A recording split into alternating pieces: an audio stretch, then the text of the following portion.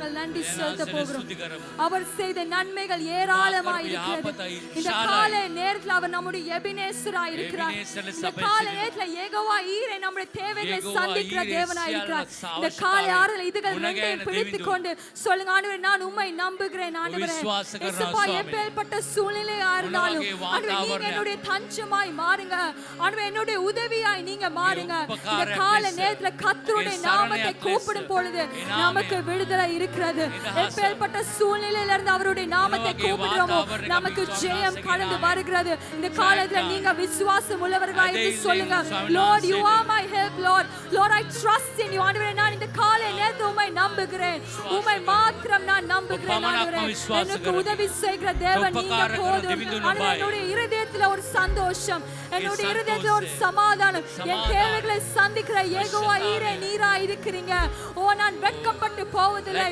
நான் நம்புகிறது என் தேவனால் கூடும். நான் நம்புகிறது என் தேவனால் கூடும். எஸ், இந்த காலை நேரத்துல உங்களுடைய சத்தங்கள், உங்களுடைய வாய்களை விரிவாய் திறந்து கர்த்தருக்கு நீங்கள் நன்றி செலுத்துங்க. ஓ S Lord, Father God, we trust in you, Lord. Father God, we believe in you. ඔබට පමණයි අපි ස්තුති කරන්නේ. ඔබ පමණයි අපගේ දෙවිඳු. ගේ ගැලුම් කරෝ බයි ස්වාමී. මෙතන දුරගෙන ආවේ බයි. ඒ ජීවිතේ ආයුෂ කාලේ වැඩි කරේ බයි. ජීවිතේ සමාදානය බයි. ගේ රක්ෂස්ථානය බයි. ගේ බලකොට්ටුව බයි. යන අපෝ දේශාව යුද්ධ කළා. අපෝ දේශා මැදහත්කම් කළා. අපට අවශ්‍ය දේවල් ඔබ සැපෙව්වා. අපි ඉල්ලන්නටත් අතන්නටත් වඩා අපි අපට කළා. ජීවිතේ அரணான கோட்டை நித்திய கண்மலையே, ஆபத்து காலத்தில் அரணான கோட்டை நித்திய கண்மலையே, ஆபத்து காலத்தில் அரணான கோட்டை நித்திய கண்மலையே, ஆபத்து காலத்தில் அரணான கோட்டை நித்திய கண்மலையே. எபினேசரே, எபினேசரே, இதுவரை உதவி நீரே. எபினேசரே, எபினேசரே, இதுவரை உதவி நீரே. ஓ எபினேசரே, எபினேசரே, எபினேசரே, இதுவரை உதவி நீரே. ஓ எபினேசரே, எபினேசரே, இதுவரை உதவி நீரே. ஆபத்து காலத்தில் அரணான கோட்டை நித்திய கண்மலையே, ஆபத்து காலத்தில் அரணான கோட்டை நித்திய கண்மலையே. ஜீவனின் ஊற்று நீரே, என் ஜீவிதம் மாற்றி நீரே. ஜீவனின் ஊற்று நீரே, என் ஜீவிதம் மாற்றி நீரே. என் வாழ்வின் ஆதாரமே, ஒளி தரும் தீபம் நீரே. என் வாழ்வின் ஆதாரமே, ஒளி தரும் தீபம் நீரே. எபினேசரே, எபினேசரே, இதுவரை உதவி நீரே. எபினேசரே, எபினேசரே, இதுவரை உதவி நீரே. ஓ எபினேசரே, எபினேசரே, ஓ இமாத்திரமே, இதுவரை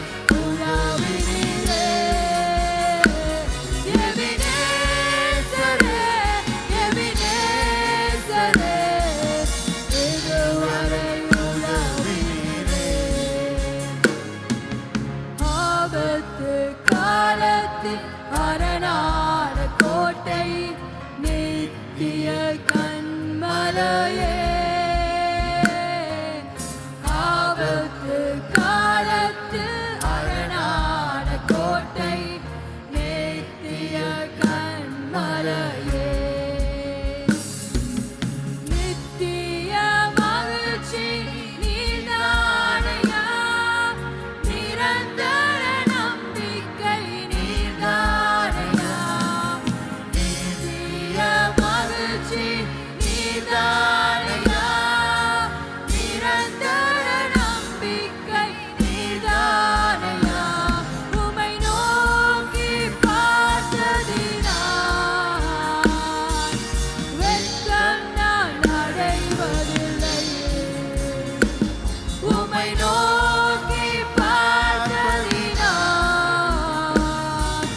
வெட்கம் நான் அடைவதில்லை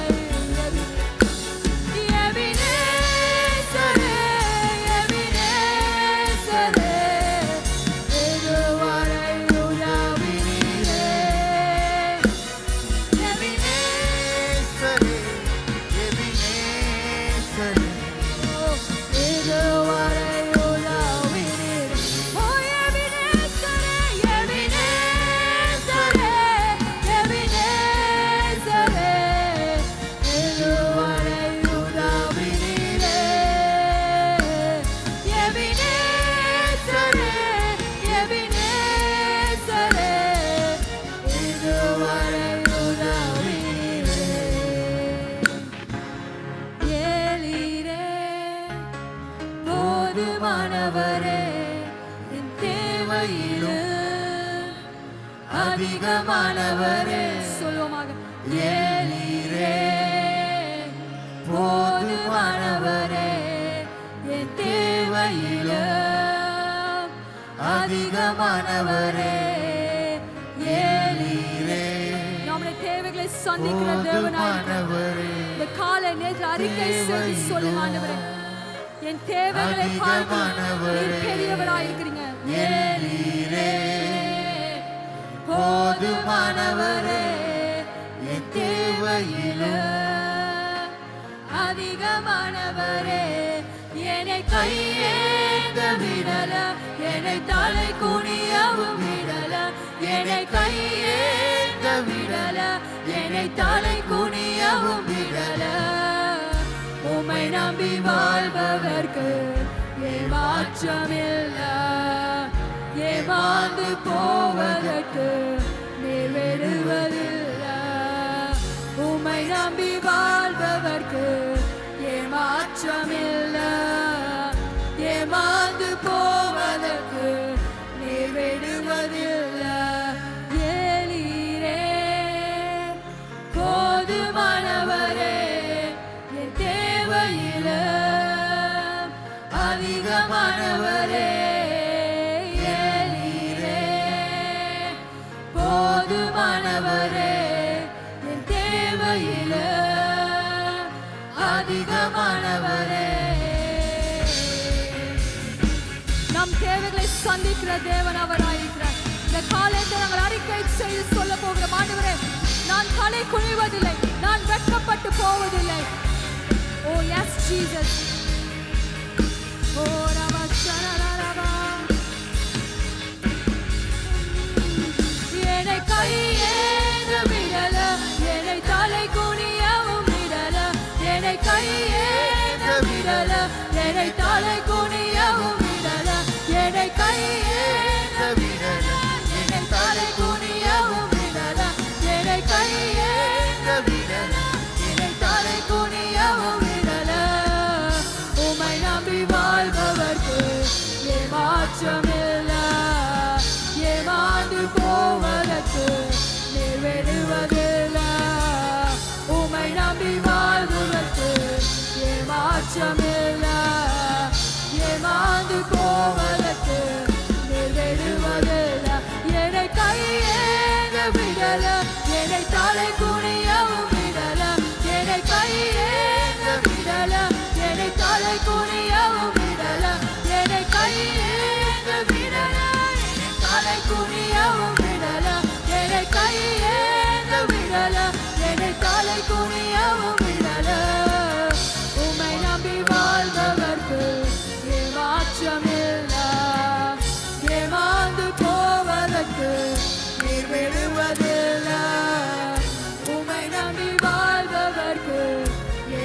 அச்சமில்ல ஏமாந்து போவதற்கு நீர் விடுவதில்லை தேவி பியான நீ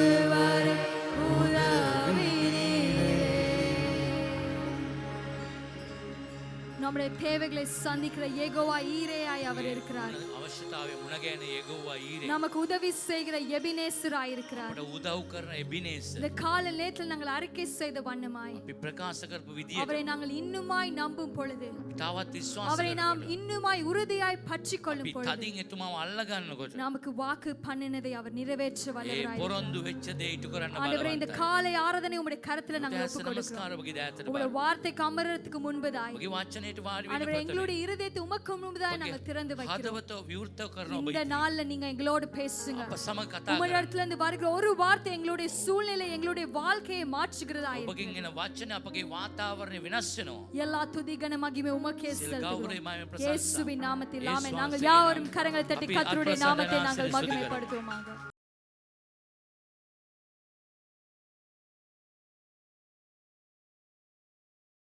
இயேசு கிறிஸ்துவின் நாமத்தினால் உங்கள் அனைவருக்கும் என்னுடைய காலை நேர வாழ்த்துக்களை நான் தெரிவித்துக் கொள்கின்றேன். යේසුස් වහන්සේගේ නාමයෙන් උදෑසන සුබ පැතීම් ගේන්නට බලාපොරොත්තු වෙනවා. எங்களுடைய இரட்சகரும் எங்களுடைய மீட்பரும் எங்களுக்காக பிதாவிடத்திலே பரிந்து பேசுவருமாகிய இயேசுவின் நாமத்தினாலே உங்களை நான் வாழ்த்துகின்றேன். අපගේ මිදුම් කරු අපගේ ගැලවුම් කරු අප උදෙසා මැදහත්කම් කරන්නා යේසුස් ක්‍රිස්තුස් වහන්සේගේ නාමයෙන් ඔබට සුබ පැතුම් ගේනවා.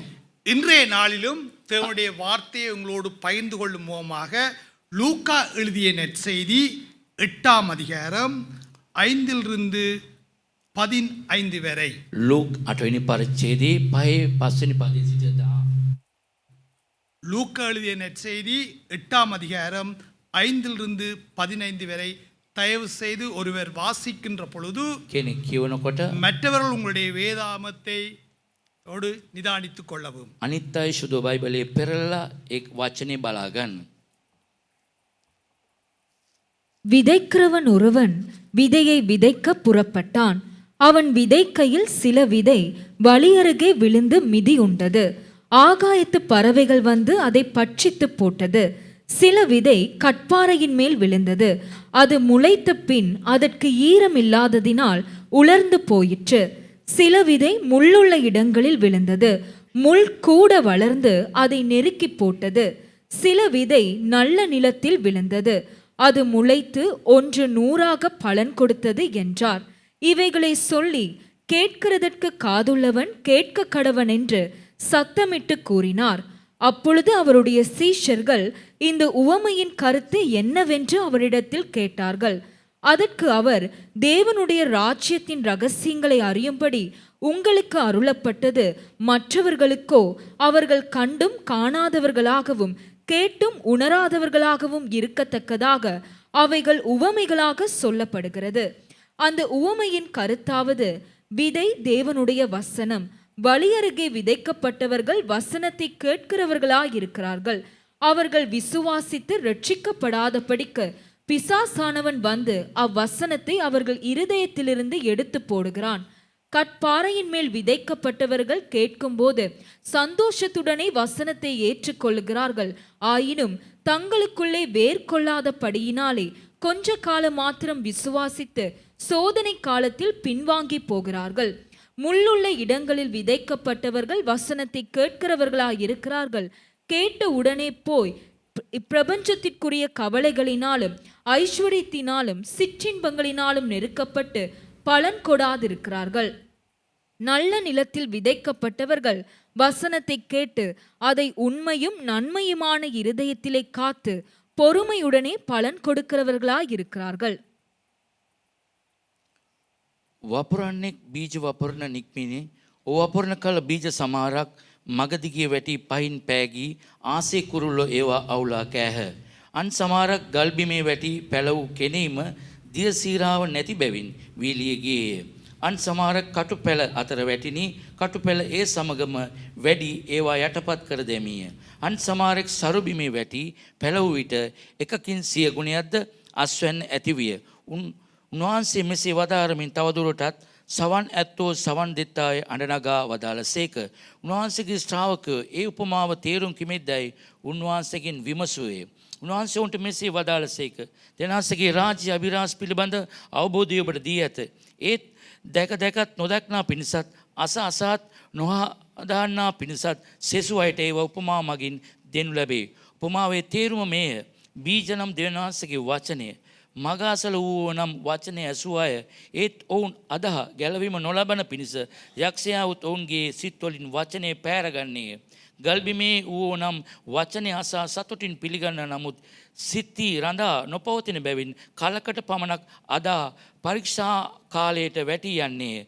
කටු අතර වැටනු බීජය යනින් අදහස් කරනුයේ වචනය අසා ජීවිතයේ කම්කටොළු වලින් වස්තුවෙන්ද ඉදුරුණු පිනවීමෙන්ද වචනේ ඉරවි සම්පූර්ණව පල නොලදරන අයය.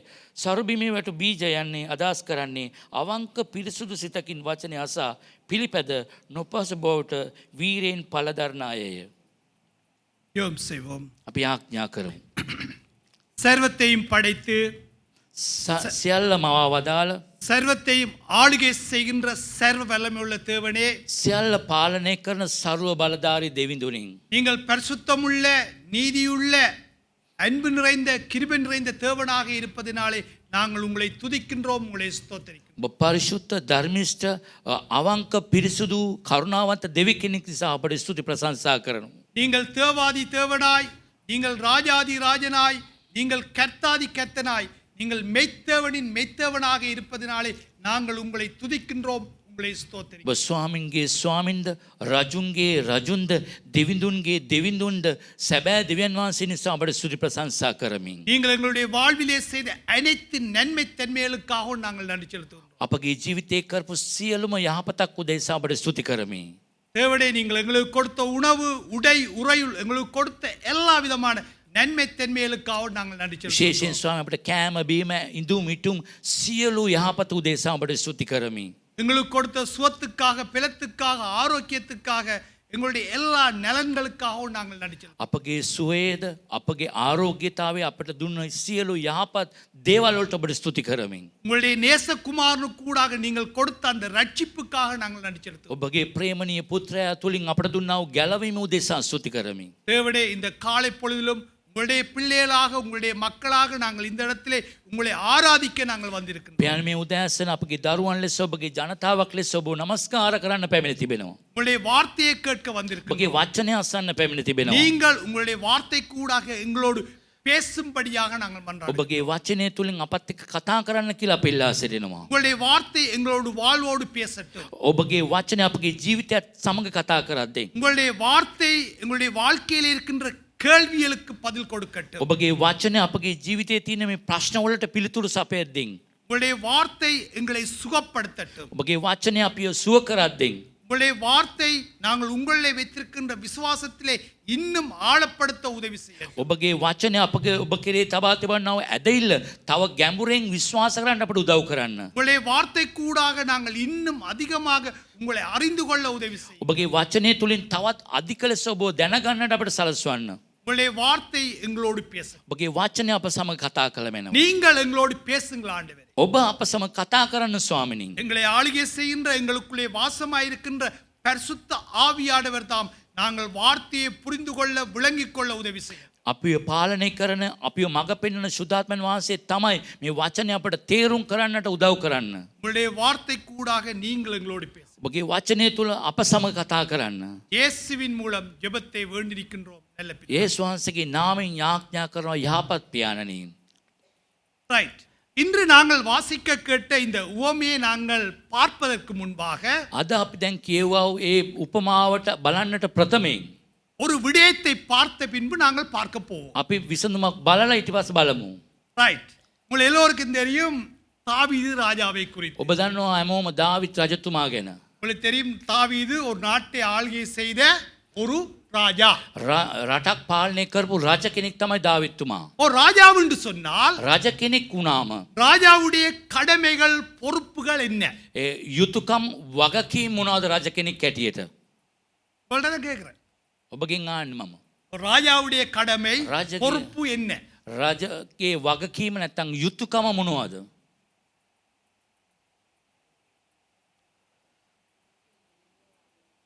நாட்டை ஆள வேண்டும். எப்படி ஆள வேண்டும்? කොහොමද පාලනය කරන්න ඕනේ? நீதியோடு ஆள வேண்டும். ධර්මිෂ්ඨකම ලෙස ජනතාව மக்களை சமாதானமாக ஆளுகை செய்ய வேண்டும். සමාදානයෙන් ලෙස පාලනය කරන්න ඕනේ. மக்களுடைய தேவைகளை சந்திக்க வேண்டும். ජනතාවගේ අවශ්‍යතාවයන් සපුරන්න ඕනේ. நாட்டுக்குள்ளே அந்நிய தேசம் வந்து ஆளுகை செய்யாதபடி நாட்டை என்ன செய்ய வேண்டும்? பாதுகாத்துக் கொள்ள පිට வேண்டும். රටකින් ඒ අපගේ රට පාලනය නොකරන පිණිස ආරක්ෂා කරන්න ඕනේ. மக்களுடைய தேவைகளை ஒன்றையும் சந்திக்க வேண்டும். ජනතාවගේ අවශ්‍යතාවයන් මුණ ගැහෙන්න ඕනේ. நீதியோடு நாட்டை என்ன செய்ய வேண்டும்? ஆளுகை செய்ய வேண்டும். සාධාරණ ලෙස රට පාලනය කළ යුතුයි. இதுதான் ஒரு ராஜாவுடைய பொறுப்பு கடமைகள். මේක තමයි රජ කෙනෙක්ගේ වගකීම නැත්තම් යුතුයකම. Right. இப்படிப்பட்ட ஒரு ராஜா මෙවැනි රජ කෙනෙක් ஒரு பெரிய பாவத்தை செய்தார். ලොකු පාපයක් කරනවා. என்ன பாவம்? මොනවද පාපය? பத்சேபாளோடு விபச்சாரம் செய்தது පත්සේබාල් அல்லாமல் සමග කාමීච්ඡාචාරය කරනවා පමණක් නොවේයි. அவளை மனைவியாக்கிக் கொள்ள ඒ அவளுடைய கணவனை கொலை செய்தார். ඇයව භාර්යාව කරගන්න ඇයගේම ස්වයං පුරුෂයාව මරණයට පත් කරනවා. யார் செய்தது இதை? කවුද කළේ? யார் செய்தது? ராஜா. රජතුමා තමයි කළේ. மக்களை பாதுகாக்க வேண்டியவன், ජනතාව ආරක්ෂා කරනු කරා. மக்களை நீதியோடு நடத்த வேண்டியவன், සාධාරණ ලෙස මඟ පෙන්වන්න ඕන රජ කෙනෙක්. மக்களுக்கு எல்லா வகையிலும் மக்களுக்கு தேவைகளை சந்தித்துக் கொள்ள හැම வேண்டியவன். පැත්තෙම ජනතාවට අවශ්‍යතාවයන් සපුරන්න ඕන රජ කෙනෙක්. இவ்வாறு ஒரு தவறை பிழையை பாவத்தை செய்து මෙවැනි වැරද්දක් පාපයක් කළා. அவர் தொடர்ந்தும் தன்னுடைய சிங்காசனத்திலே ராஜாவாக என்ன செய்கின்றார்? பரிபாலனை செய்து கொண்டிருக்கின்றார். ඔහු දිගටම රජ කෙනෙක් ලෙස ඔහු පාලනය කරගෙන සිටිනවා. ரைட். இப்படி ஒரு சூழ்நிலையிலே இந்த ராஜாவிடத்தில் මෙවැනි වාතාවරණයක මේ රජතුමාගෙන් யாராவது කවුරු හරි நேரடியாய் போய் කෙලින් ගිහිල්ලා நேரடியாக කෙලින්ම ராஜா செய்த தவறை சொன்னார்களா? ඔබ රජා කරපු වැරද්ද ගැන කිව්වද? கேள்வியபடி அவளை கொள்ள வேண்டும். ප්‍රශ්නේ හොඳට තේරුම් ගන්න. ராஜாவிடத்திலே රජතුමා වෙතට ගිහිල්ලා நேரடியா சென்று කෙලින්ම ගිහිල්ලා நேரடியாக කෙලින්ම ராஜா செய்த தவறை රාජා කරපු වැරද්ද யாராவது சொன்னார்களா? කවුරු හරි කිව්වද? அல்லது யாராவது சொல்ல முடியுமா? කාට හරි කියන්න පුළුවන්ද නැත්තම්? சொல்லி இருந்தால் என்ன நடந்திருக்கும்? කිව්වොත් මොකද වෙන්නේ? சொன்னவர் කියපු කෙනා காணவில்லை, ඔයා ගන්න බැරි වෙනවා. அல்லது சொன்னவரை சிறையிலே போட்டு නැත්තම් හිර ගෙදර දානවා කියපු කෙනා. சொன்னவரை சிறைச்சேதம் செய்திருப்பார். නැත්තම් සමහරට ඉස්ස ගසා දාන්න පුළුවන්. துணிஞ்சு போய் சொல்ல முடியாது. එඩිතරව ගිහලා කියන්න බෑ. ஏன்? அவன் யார்? කවුද? Right. ஆனால் ஆண்டவர் ஒரு மனிதனை ஆயத்தம் செய்கிறார். නමුත් දෙවියන් වහන්සේ මිනිස්සෙක්ව සූදානම් කරනවා. யார் அந்த மனிதன்? කවුද ඒ මිනිසයා? நாத்தான் என்ற மனிதனை ஆண்டவர் ஆயத்தம் செய்கிறார். නාතාන් කියන දිවස්වරයෙක්ව සූදානම් இப்ப කරනවා. நாத்தான் கூட அந்த அரச அவைக்கு வந்து ඒ රාජ මාලිගාවට ඇවිල්ලා நேரடியாக சொன்னாரா? කෙලින්ම කිව්වද? நேரடியாக சொல்லவில்லை. කෙලින්ම කිව්වේ නෑ. நாத்தான் ஒரு கதையைத்தான் சொல்லுகின்றார். නාතාන් කතාවක් කියනවා රජතුමාට. சோ அருமையான கதை. ඒක ලස්සන என்ன කතාවක්. கதை? මොනවද ඒ කතාව? ஒரு ஊரிலே එක ගමක அங்கே ஒரு செல்வந்தன் இருக்கின்றான். හොඳ ධනවතෙක් ඉන්නවා. அவனிடத்தில் நிறைய ஆடுகள் மாடுகள், அவன் ஒரு பெரிய பண்ணையும் ஓ. பெரிய செல்வந்தனும். ඔහුට බැටළුව හැම දෙයක්ම පිරිලා තිබෙනවා. ගවය පිරිච්ච තැනක් උට. அந்த செல்வந்தனுக்கு அருகிலே ඒ ධනවතා ළඟම ஒரு ஏழை இருக்கின்றான். පොඩි දුප්පතෙක් அந்த ඉන්නවා. ஏழை இடத்துல ஒரே ஒரு ஆட்டுக்குட்டி மட்டுமே ඒ இருக்கின்றது. දුප්පතාට එකම එක බැටළුවෙක් පමණක් ඉන්නවා. இந்த செல்வந்தனிடத்திலே ஒரு விருந்தாளி வந்த பொழுது ඒ ධනවතාට එක අමුත්තෙක් ආවට පස්සේ இந்த செல்வந்தன் தன்னிடத்திலே இவ்வளவெல்லாம் செல்வம் இருந்த பொழுதிலும் தன்னிடத்திலே இந்த ஒரு ஆட்டையோ ஒரு மாட்டையோ பிடிக்காமல் ඔහුට තියෙන ඒ එළු බැටළු වලින් එකක්වත් ඔහු මරන්නේ නැතුව இந்த ஏழையனுடைய ஒரு ஆட்டுக்குட்டியை பிடித்து அடித்து புசிக்க கொடுத்தான். නමුත් මේ දුප්පතාගේ තියෙන එකම බැටළුව අරගෙන කාලා ගහලා කරලා එයා ඒ අමුත්තට දුන්නා. யார் இந்த கதையை சொல்லுவது? කවුද මේ කතාව කියන්නේ? யாருக்கு சொல்லுகின்றார்? කාටද කියන්නේ? Right. இப்ப රජතුමා. தாவீது தன்னுடைய சிங்காசனத்திலே இருந்து இந்த கதையை கேட்டுக்கொண்டிருக்கின்றார். දාවිත්තුමා සිංහාසනේ වාඩි වෙලා මේ කතාව ආගෙන ඉන්නවා. நாத்தான் சொன்ன கதையின் பிரகாரம் නාතාන් කියපු කතාව අනුව இப்பொழுது தாவீது தன்னுடைய சிங்காசனத்திலே உக்கிர கோபத்தோடு දාවිත්තුමා ඊටමත් තද කෝපයෙන් கேட்கின்ற கேள்வி என்னவென்றால், ආන ප්‍රශ්නේ මොනවද දන්නවද? இந்த ஏழைக்கு அநீதி செய்த செல்வந்தன் யார்? මේ දුප්පතාට අයුක්තිය කරපු ඒ ධනවතා කවුද? இந்த செல்வந்தன் சாகவே சாக வேண்டும். මේ ධනවතා අනිවාර්යයෙන්ම මැරෙන්නට ඕනේ. இந்த செல்வந்தன் இந்த ஏழைக்கு நாளத்தனையாய் திருப்பி கொடுக்க வேண்டும். මේ ධනවතා එයාට 4 ගුණයකින් දෙන්න ඕනේ දුප්පතාට. இந்த செல்வந்தன் அநீதி செய்தான். මේ ධනවතා අසාධාරණයක් කළා. இந்த செல்வந்தன் தீமை செய்தான். මේ ධනවතා අපරාධයක් කළා. இவன் தண்டிக்கப்பட வேண்டும். අනිවාර්යයෙන්ම දඬුවම් ලබන්න ඕනේ. யார் அந்த செல்வந்தன்? කවුද ඒ ධනවතා? யார் இந்த? කවුද ඒ ධනවතා? இப்பொழுதுதான் நாத்தானுடைய நேரம் பெறுகின்றது. ඒ වෙලේ තමයි නාතාන්ගේ වෙලාව එන්නේ දැන්. நாத்தான் சொல்லுகின்றார், அந்த செல்வந்தன் வேறு யாரும் இல்லை, நீர்தான் அந்த செல்வந்தன். නාතාන් කියනවා මේ ධනවතා වෙන කවුරුත් නෙමේ, ඒ ඔබයි කියලා. அப்ப தாவீது தான் செய்த பாவத்தை, දාවිත්තුමා එයා කරපු පාපය, அந்த பாவத்தை குறித்து உணர்வற்றவனாக, ඒ පාපය ගැන කිසිම දැනුමක් නැතුව, ඇඟීමක් නැතුව, அந்த பாவத்தை குறித்து எந்தவித சிந்தனையும் ඒ இல்லாமல் පාපය ගැන කිසිම සිතුවිල්ලක් නැතුව இருந்த தாவீதை එහෙම හිටපු දාවිත්තුමාව நாத்தான் ஒரு உவமை கூடாக, නාතාන් එක උපමාවක් නැත්නම් කතාවක් ஒரு තුලින්, கதை கூடாக ඒ කතාවක් තුලින් தாவீது செய்த பாவத்தை உணர வைத்தான். දාවිත්තුමා කරපු පාපය යාට හැඟෙව්වා. இப்ப உணர்வடைந்த தாவீது இப்ப தான் செய்த பாவத்தை உணர்ந்து கொள்ளுகின்றான். ඒ පාපය ඇඟුණු ඒ දාවිත්තුමා නැවත ඒ පාපය ගැන යාට හැඟෙනවා වැඩි. நான் இப்படி ஒரு பெரிய பாவத்தை செய்தேன் என்று මෙතරම් உணர்வடைகின்றான். මෙතරම් ලොකු පාපයක් කරා කියලා උට හැඟෙන්න පටන් அப்ப ගත්තා. அந்த கதையை கவனமாக கேட்டு உணர்வடைந்து அவன் ஒரு மெய்யான மனந்திரும்பலுக்கு வருவதை நாங்கள் வரலாற்றிலே காணுகின்றோம். අපි දකින්න ඉතිහාසයේදී ඒ දේ කියපුවන් පස්සේ හවංකව සිත්තරිලා ඒ පාපයට කමාව ලබා ගන්න එක. 51ஆம் சங்கீதம், ගීතාවලිය 51. உங்கள் எல்லோருக்கும் தெரியும், தாவீதுடைய பாவ அறிக்கையின் சங்கீதம். ඔබ දන්නවා දාවිත්තුමාගේ පාප උච්චාරණය කිරීමේ ගීතාවලියක්. அப்ப ஒரு உவமை, ஒரு கதை கேட்கிறவர்களை சிந்திக்க வைக்கின்றது. ඒ නිසා මේ උපමාවක් කතාවක් කියන අයට හොඳට තේරුම් ගන්නට සලස්වනවා. கேட்கின்றவர்களை உணர்வடைய செய்கின்றது. ඒ ආන අයට ඇඟෙන්නට සලස්වනවා.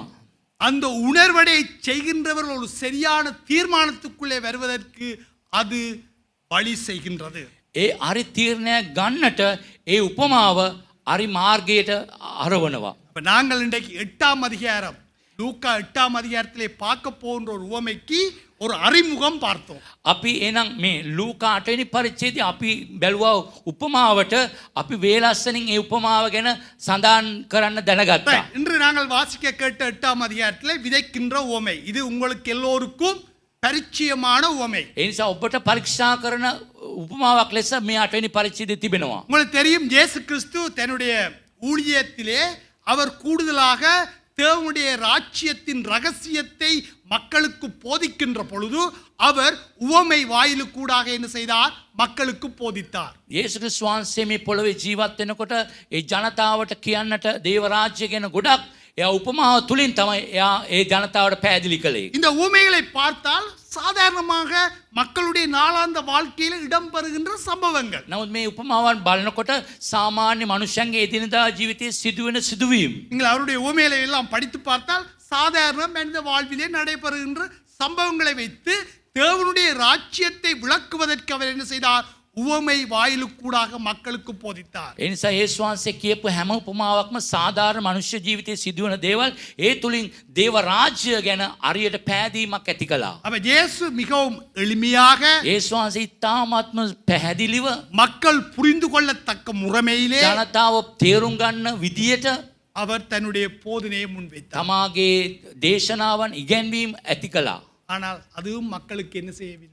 விளங்கவில்லை. නමුත් ඒවත් ජනතාවට තේරුම් ගියේ නෑ. ரைட். விதை என்னத்துக்கு ஒப்பிடப்படுகின்றது? එහෙනම් මේ බීජේ මොනවටද සමාන වෙන්නේ? ஆ? தேவனுடைய யார் விதைக்கிறது? යහසගේ වචනේ කවුද වපුරන්නේ? யார் விதைக்கிறது? ஆ? தேவன் விதைக்கிறார். எங்கே விதைக்கின்றார்? කොයිද වපුරන්නේ? ஆ? இந்த உலகத்திலே விதைக்கின்றார். මේ ලෝකේ වපුරනවා. அவ்வாறு விதைக்கின்ற பொழுது ஏ- அந்த விதை எங்கெங்கே விழுகின்றது? ඒ වපුරනකොට කොහෙද ඒ බීජ වැටෙන්නේ? ஆ? படி அருகே පාර முட்புதர் කටු சாரி கற்பாறை පර්වතයේ முட்புதர் කටු පැත්තකට நல்ல நிலம். හොඳ சரி. බීමකට. யாரை கொண்டு விதைக்கின்றார்? කවුරු තුලින්ද මේ බීජේ වපුරන්නේ? யாரை கொண்டு விதைக்கின்றார்? உங்களை கொண்டு விதைக்கவில்லையா? ඔබ කරුණු කොටගෙන ඒ වැපුරුවේ නැද්ද? Right. யாரை கொண்டு விதைக்கின்றார்? அவர் தன்னுடைய மக்களுக்கூடாக மக்களை கொண்டு ඒ விதைக்கின்றார். ජනතාව තුලින් වපුරනවා. Right. விதை என்னத்துக்கு ஒப்பிடப்படுகின்றது? ඒ බීජය யார் விதைக்கிறது? කවුද වපුරන්නේ? யாருக்கூடாக விதைக்கிறார்? කා තුලින්ද? எங்கே விதைக்கின்றார்? කොයිද වපුරන්නේ?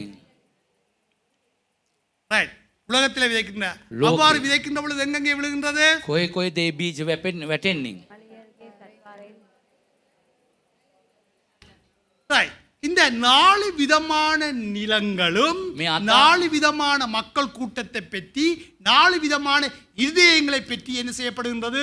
ஒப்பிடப்படுகின்றது. ඒ බින් හතර ගැන එන හදවත් අතරක් ගැන එක සමාන කරනවා. Right. நாங்கள் முதலாவது வருவோம் நடைபாதை கொண்ட நிலம். ඒ බිමට වැටුණු ඒ බීජය ගැන. வழி அருகே கொண்ட පාර நிலம். අයිනේ වැටුණු බීජය Right. ගැන. நான் இப்ப உங்களிடத்துல கேட்கிற கேள்வி என்று சொன்னால் මම ආන ප්‍රශ්නය මොනවද කිව්වොත් சாதாரணமாக சிம்பிளாக நடைபாதை கொண்ட நிலம் எவ்வாறு இருக்கும்? අපි සාමාන්‍ය පාරට වැටෙන බීජේ කොයි විදිහට තිබෙන්නේ? எப்படி இருக்கும்? කොහොමද තිබෙන්නේ? ரைட். எப்பவும் காய்ந்ததாக இருக்கும் நித்தரம் அல்லது வேலிச்ச இறுக்கமாக இருக்கும். තදයි ඒක. ஏன் எப்பொழுது மக்கள் என்ன செய்வார்கள்? ජනතාව නිතරම நடந்து ඒ திரிவதினாலே පාර අයිනේ ඇවිදින නිසා அந்த நிலம் எப்பவும் என்னவாக இருக்கும்? இறுக்கமாக නිතරම இருக்கும். ඒ බිම පොළව ටිකක් හරි තදයි. சரி, அந்த நிலம் ஒரு விதை முளைப்பதற்கு பண்படுத்தப்பட்ட நிலமா? ඒ බීජේ වපුරන විදියට ඒ පොළොව සකස් වෙලා නැහැ. எங்களை பாணியிலே சொன்னால் வரம்பு என்று சொல்லலாம். வரம்பு அல்லது அந்த தோட்டங்கள்ல அல்ல வயல்ல மக்கள் நடந்துறதுக்குரிய ஒரு பாதையாக அது அமைந்திருக்கு. ඒ සාමාන්‍යයෙන් ගොවිතැන් කරනකොටත් ඒ ජනතාව යන්නට පුළුවන් පොඩි පාරක් වගේ තමයි තියෙන්නේ. இந்த நிலம் ஒரு குறிப்பிட்ட மக்கள் கூட்டத்தை ஒரு குறிப்பிட்ட இதயத்துக்கு ஒப்பிடப்படுகின்றதா இல்லையா? ඒ පොඩි හදවත් සමහර අයගේ හදවතට සමාන කරනවා නේද මේක?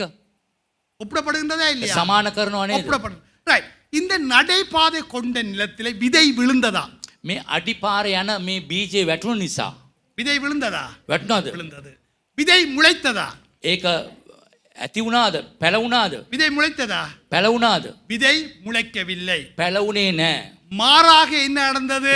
මොනවද ඒ වෙනුවට උනේ? வாடத்து பட்சிகள் வந்து ஏ, குருள் அந்த லெவல்ல. விதையை பச்சித்து சென்று விட்டது. බීජේ කාලා ගියා. அப்ப விதை விழுந்தது, බීජේ වැටුණා. விதை முளைக்கவில்லை. පැලවුණේ නැහැ. மாறாக வானத்து பட்சிகள் என்ன செய்து விட்டது? வந்து பச்சித்து சென்று ආසේ விட்டது. කුරුල්ල ඇවිල්ලා ඒ කාලා ගියා. முதலாவது ஒரு விதை முளைக்க வேண்டும் என்று சொன்னால் என்ன நடைபெற வேண்டும்? එහෙනම් පැලවෙන්නට ඕනේ නම් බීජයක් මොනවද කරන්න ඕනේ? நிலத்துக்குள்ளே இறங்க வேண்டும். நிலத்துக்குள்ளே ஏ, போனால் பொலவ- விதை முளைக்க முடியும். ඇතුළට ගියොත් තමයි ඒක වැපරෙන්නේ. அப்ப இந்த விதை நிலத்துக்குள்ளே என்ன செய்யவில்லை? එහෙනම් போகவில்லை. පොළොව ඇතුළට ගියේ නැහැ. ஏண்டால் அந்த நிலம் வந்து எப்படிப்பட்ட நிலமாக இருந்தது? ஒரு கடற்முறான ஒரு இறுக்கமான நிலமாக இருந்தது. ඒ පොළොව ඉතා තදයි, ඉතාමත්ම අමාරුයි ඒ පොළොවට බීජය ඇතුල් වෙන්න. இப்ப இயேசு இந்த உவமையை சொல்லுகின்ற பொழுது இந்த நிலத்தை ஒரு குறிப்பிட்ட மக்கள் கூட்டத்துக்கு குறிப்பிட்ட இதயத்துக்கு என்ன செய்கின்றார்? ஒப்பிடுகின்றார். නමුත් මේ දේ යේසුස් වහන්සේ කියනකොට මේ බිම නැත්නම් මේ පොළොව සමහර මනුෂ්‍යයන් අයට සමාන කරනවා මේවා. Right. விதை என்னத்துக்கு ஒப்பிடப்படுகின்றது? ඒ බීජය මොනවටද සමාන කරන්නේ? ஆ? தேவனுடைய வார்த்தை. එනසක Right. වචනෙට. இப்ப தேவனுடைய வார்த்தை என்ன செய்யப்படுகின்றது? වචනය මොනවද වෙන්නේ? என்ன செய்யப்படுகின்றது? விதைக்கப்படுகின்றது. வப்புறம். ஆனா தேவனுடைய வார்த்தை என்ன செய்யப்படவில்லை? ඒ වචනේ මොනවද උනේ? முளைக்கவில்லை. පැලවුණේ නැහැ. முளைக்கவில்லை. அப்ப இந்த நிலத்துக்கு ஒப்பிடப்படுகின்ற மக்கள் கூட்டம், මේකට සමාන කරන ජනතාව කණ්ඩායම இந்த நிலத்துக்கு ஒப்பிடப்படுகின்ற இருதயம் கொண்ட மக்கள் මෙවැනි සමාන හදවත් තියෙන මනුෂ්‍යයන් திருச்சபையில இருக்கின்றார்களா இல்லையா? සුදු සභාවේ ඉන්නවද නැද්ද? யார் இவர்கள்? කවුද ඒ අය? யார் இவர்கள்? කවුද ඒ අය?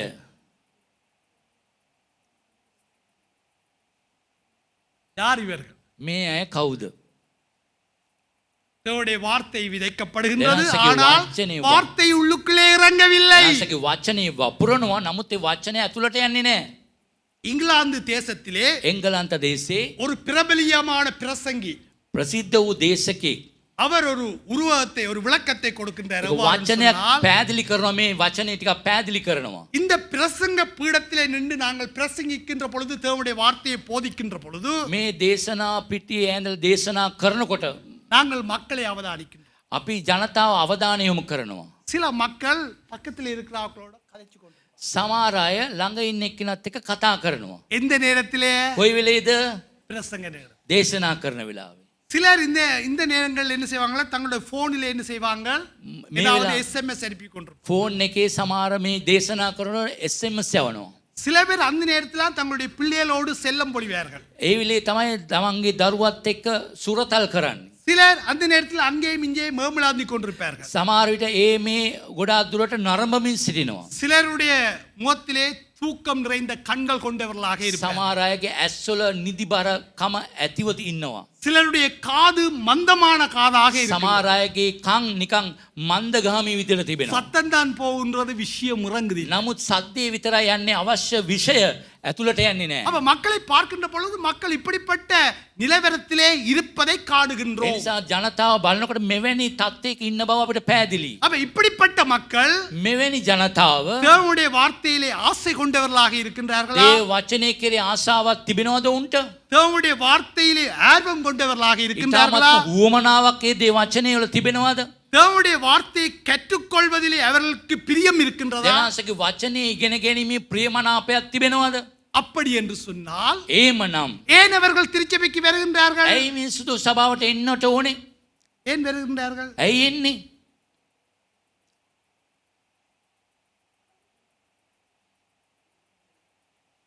ஏன் திருச்சபைக்கு வருகின்றார்கள்? ඇයි සුදු සභාවට එන්නට ඕනේ? தேவனுடைய வார்த்தையை கற்றுக்கொள்ள விருப்பமில்லை. දෙනාසගේ වචනේ தேவனுடைய ඉගෙන ගන්න வார்த்தையை කැමති නැහැ. கேட்பதிலே ஆசை இல்லை. ආන්න ආසාව தேவனுடைய வார்த்தையிலே வளர்வதில்லை அவர்களுக்கு எந்தவித වැඩෙන්- பிரியமும் இல்லை.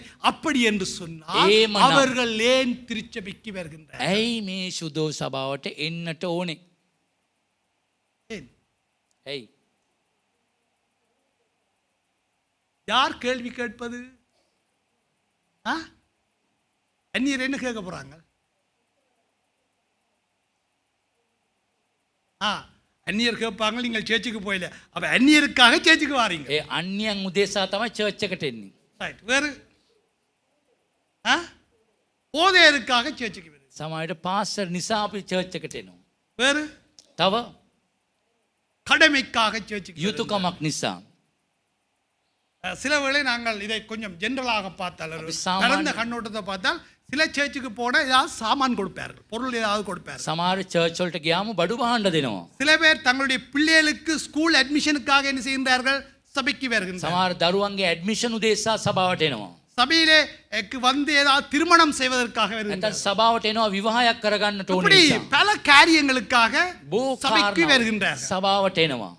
சிம்பிளா சொன்னால் அவர்கள் ஆண்டவரை சந்திக்க வரவில்லை, தங்களுடைய சுயதேவையை சந்திக்க வந்திருக்கிறார்கள். ඇත්තටම කිව්වොත් දෙවියන් වහන්සේ මුණ ගැහෙන්න නෙමෙයි තමන්ගේ අවශ්‍යතාවයෙන් මුණ ගැහෙන්න තමයි එන්නේ.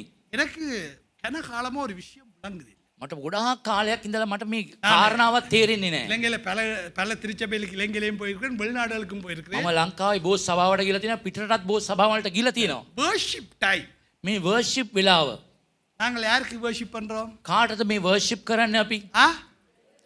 தேவனுக்கு. දෙවියන් වහන්සේට. நல்ல இசைக்கருவிகளை மீட்டி, තූර්ය භාණ්ඩ වාදනය කරලා, நல்ல பாடல்களை பாடி, හොඳ ලස්සන ගීයන් நல்ல ගායනා, கைகளை தட்டி, හොඳ අත්පොළ සන්නාදදී, கொஞ்சம் உடம்புல கொஞ்சம் அசைவும் பெறுது, என்ன டான்ஸ் ඇඟේ පොඩක් සැලවීමකුත් එනවා.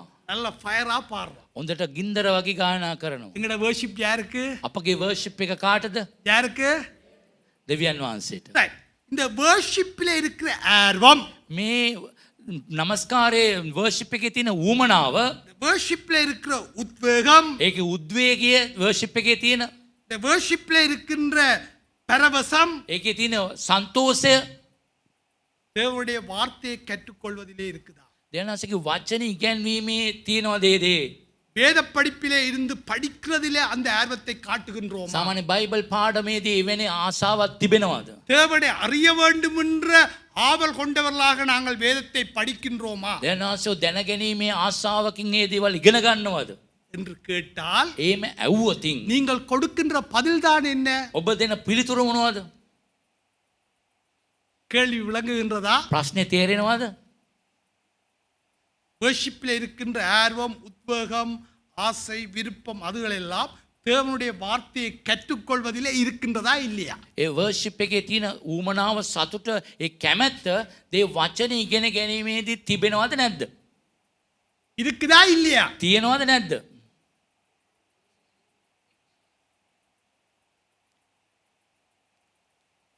என்ன சொல்றீங்க? ඔබ මොනවද කියන්න කැමති?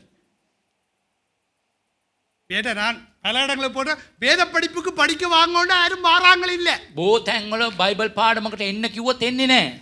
வேதத்தை படிக்க விருப்பம் இல்லை. ඒක බයිබල් ඉගෙන ගන්න ஆனா කැමති. worshipல டான்ஸ் போட விருப்பம். වර්ෂිප් එකේ ඩාන්ස් එක දාන්න කැමති. worshipல நாங்கள் கை தூக்கி நல்லா பாட விருப்பம். අත උස්සලා නමස්කාර කරලා ගායනා කරන්න கை කැමති. தட்டி பாட விருப்பம். අත්පලසන්න ගායනා. worship பண்றது பிரச்சனை இல்ல. වර්ෂිප් කියන්නේ වැරද්දක් නෙවෙයි. என்ற கேள்வி என்னடா, அங்கே பிரச்சனை. அதிலே இருக்கின்ற ஆர்வம், அதிலே இருக்கின்ற உத்வேகம், அதிலே இருக்கின்ற ஆசை ஏன் தேவனுடைய வார்த்தையை கற்றுக்கொள்வதில் இல்லைன்னு சொன்னால் ஒன்றுக்கொன்று முரண்படுகின்றதா இல்லையா? එකකට එකටක් විරුද්ධ වෙනවා නේ. ඇත්තටම වර්ෂිප් එකට තියෙන කැමැත්ත, ආසාව, මේ ප්‍රියමනාපේ, මේ දේව වචන ඉගෙන ගැනීමට නැති නිසා. இந்த முரண்பாடு இருக்க முடியுமா? මෙවැනි එකකට එකක් වැරදි විදිහට තිබෙන්න පුළුවන්ද? இருக்க முடியுமா? වෙන්න පුළුවන්ද?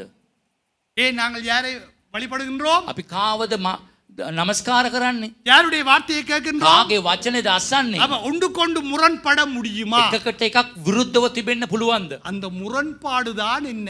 ඒ විරුද්ධත්වය තමයි මොනවද?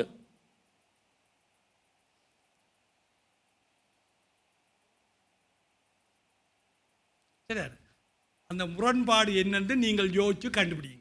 ඔබ ඒ විරුද්ධත්වය මොනවද කියලා முரண்பாடு இருக்க முடியாது. ඒ විරුද්ධත්වයක් තියෙන්න බෑ. அப்ப நடைபாதை கொண்ட நிலத்திலே விதை விழுந்தது, விதை என்ன செய்யவில்லை. ඒ පාරායින වැටිච්ච දේ බීජේ වැපරුණේ නෑ. ரைட். வார்த்தை விதைக்கப்படுகின்றது, ஆனா வார்த்தை என்ன செய்யவில்லை. වචනේ වපුරනවා, නමුත් වචනේ මොනවද වෙන්නේ? இந்த நடைபாதைக்கு ஒப்பிடப்படுகின்ற மக்கள் கூட்டம், நடைபாதைக்கு ஒப்பிடப்படுகின்ற இருதயம் கொண்டவர்களை குறித்து இயேசு சொல்லுகின்ற பொழுது, இவர்கள் ரட்சிக்கப்பட்டவர்களா ரட்சிக்கப்படாதவர்களா?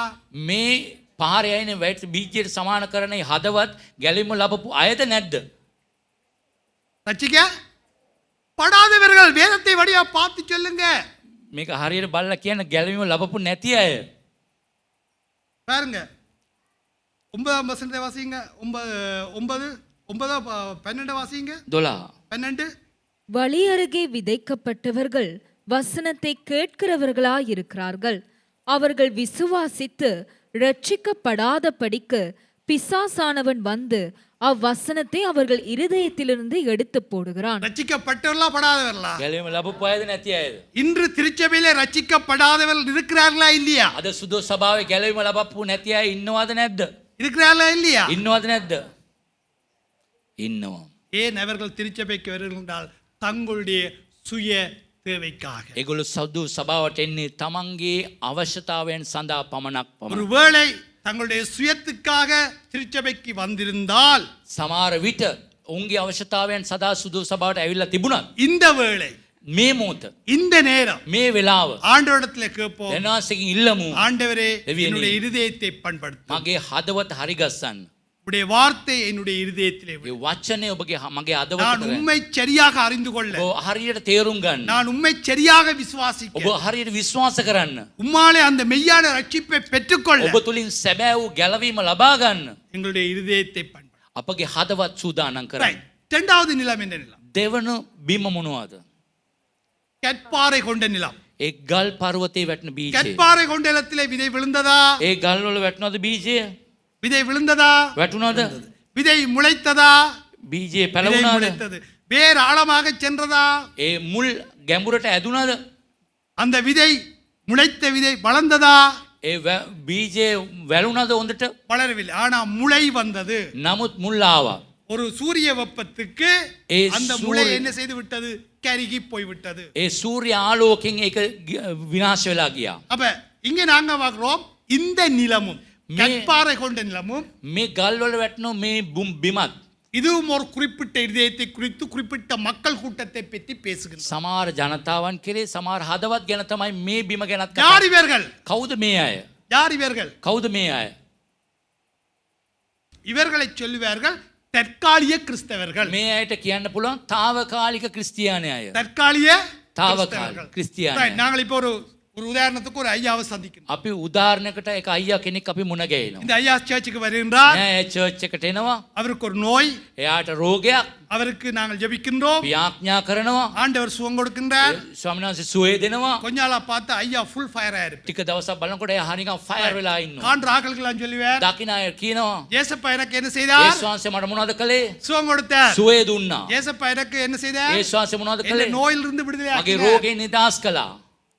கொஞ்ச நாளா ஐயா நல்லா சொல்லி தருவார். ටික දවසක් අමුවටම කියනවා. தேடி பார்த்தா ஐயா காணோம். ටික දවසකින් බලනකොට එයාව පේන්නේ නැහැ. எங்கேன்னு தெரியவில்லை. කොහෙද කියලා දන්නේ නැහැ. ஏனென்று சொன்னால் හේතුව කුමක්ද? அவருடைய நோய் சுகம் பெற்றது உண்மை. එයාගේ රෝගයේ සූණ එක ඇත්ත. ஆனால் නමුත් அவர் சத்தியத்திலே வளராதபடியால், සත්‍යතාවයේ වැඩෙන්නේ නැති නිසා, வேதத்திலே ஆழமாக செல்லாதபடியால், ඒ වචනේ ගැඹුරට ගියේ නැති නිසා, எங்களுடைய தேவன் யார் என்பதை அவர் கற்றுக்கொள்ளாதபடியால், දෙවිඳුන් කවුද කියලා ඉගෙන ගත්තේ නැති නිසා, அவருடைய விசுவாசம் ஆழப்படுத்தப்படாதபடியால், එයාගේ හැදෙilla ටිකක් ගැඹුරු නැති නිසා, வாழ்க்கையில வருகின்ற போராட்டங்கள், வாழ்க்கையில வருகின்ற சோதனைகள், வாழ்க்கையில வருகின்ற இன்னல்களுக்கு அவருக்கு என்ன செய்ய முடியவில்லை?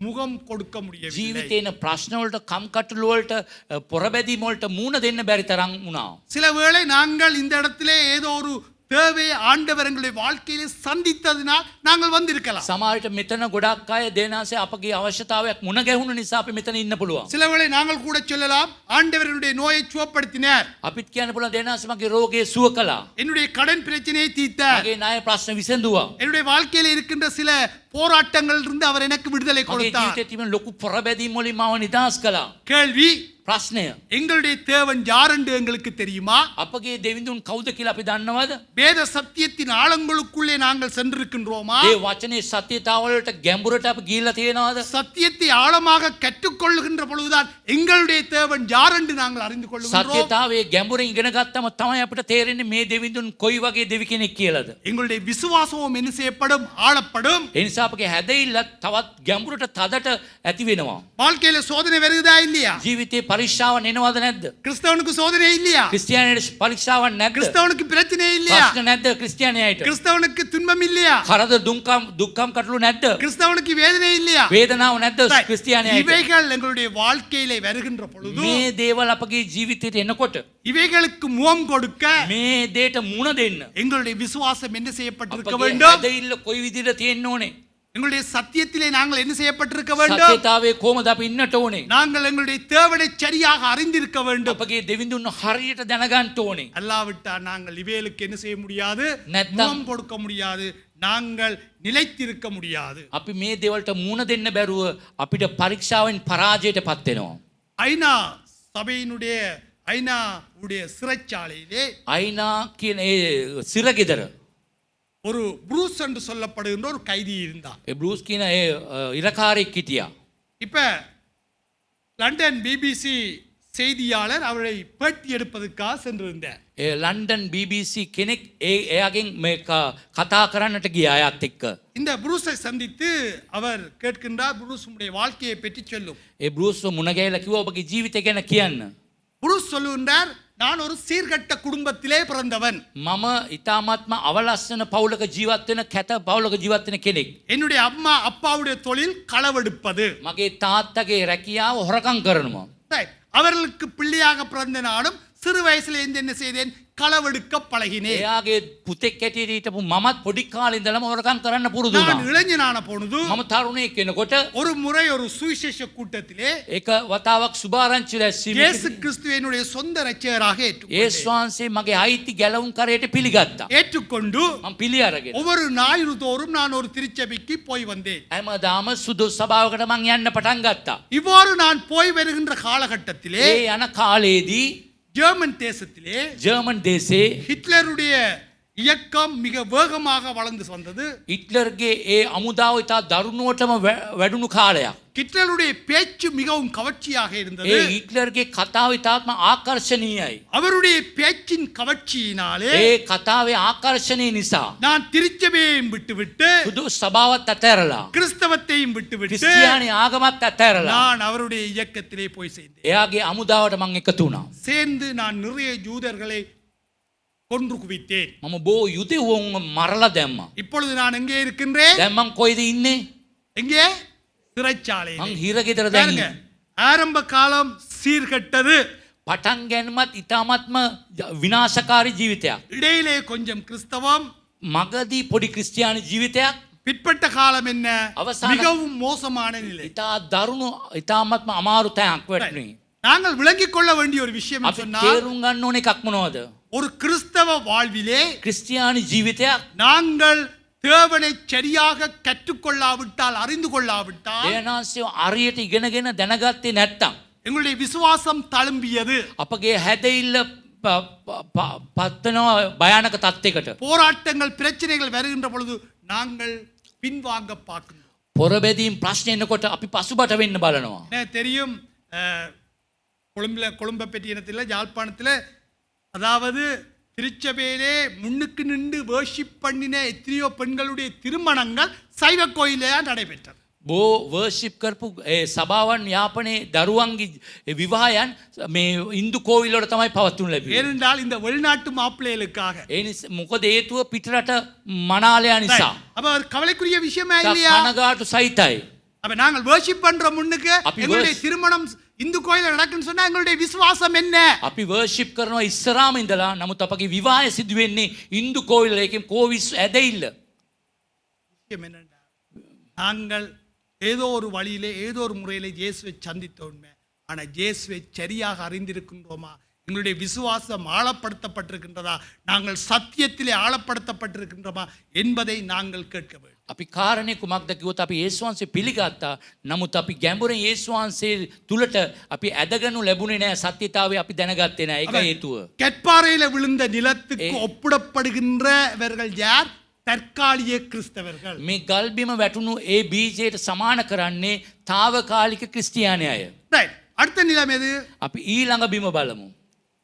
முட்புதர் கொண்ட நிலம். කටු පඳුරේ වැටුණු. Right. முட்புதர் கொண்ட நிலத்திலே விதை விழுந்ததா?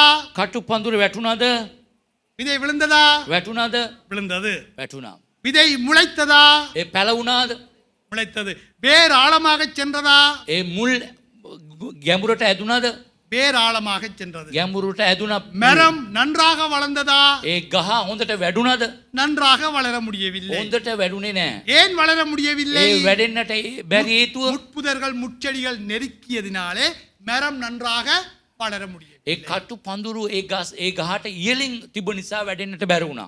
ரைட். அப்ப அங்க அந்த அந்த நிலத்துக்கு ஒப்பிடப்படுகின்ற மக்கள் கூட்டத்தை பற்றி இருதயத்தை கொண்டல குறித்து பேசுகின்ற பொழுது මේවැනි හදවත් ගැන සමාන කරලා කතා කරනකොට அங்கே ஒரு விளக்கம் கொடுக்கப்படுகிறது. පොඩක් පැහැදිලිකමක් දෙනවා. ரைட். இப்போ உங்கள்ட்ட ஒரு கேள்வி. ඔබගෙන් ප්‍රශ්නයක්. உங்களுக்கு கவலை இருக்குதா இல்லையா? ඔබට කනගාටුව තිබෙනවද නැද්ද?